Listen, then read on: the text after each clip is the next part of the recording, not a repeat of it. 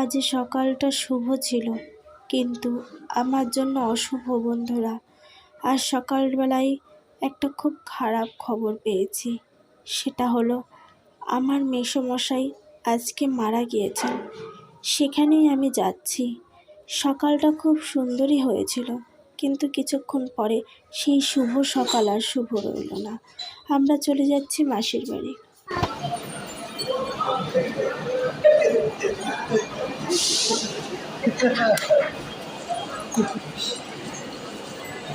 জীবনের খাতায় প্রথম পাতায় এঁকে দিলাম আলপনা।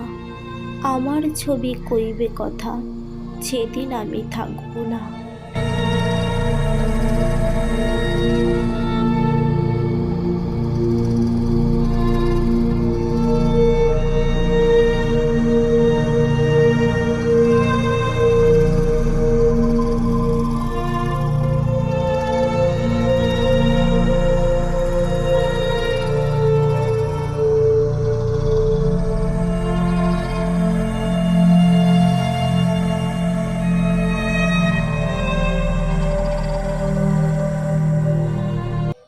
আজকে শ্রাদ্ধ হচ্ছে।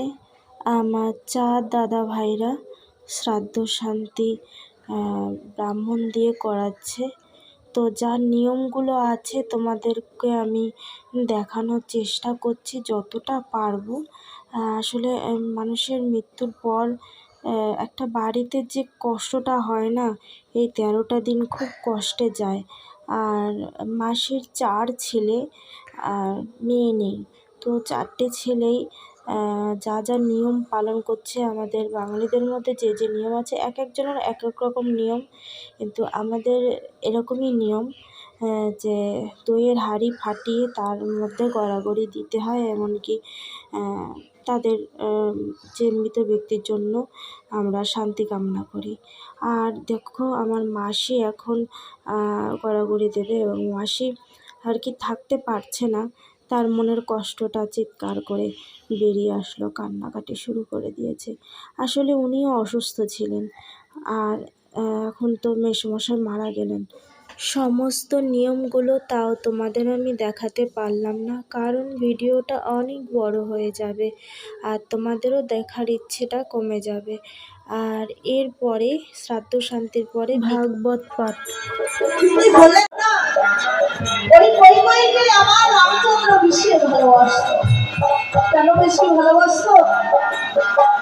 তিনি তো অন্তর্যামী, তিনি জানতেন এই মায়ের দ্বারাই যে আমার হবে পাওয়া, এগুলা কিন্তু আমার জন্মদাতা মায়ের দ্বারাই হবে না। তাই কি করেছেন? তাই ওই মায়ের পক্ষের পাশে গিয়ে যখন দরজার আড়ালে দাঁড়ালেন, এমন সময় বলছেন, দাদা দশরথ, আমার রাম যদি বনবাসে যায়, আমি কিন্তু প্রাণে মারা যাব। বলছে, দেখুন, চিরদিন তো মানুষ থাকে না, একদিন তো মারা যেতেই হবে। তুমি না হলে দুদিন আগেই চলে।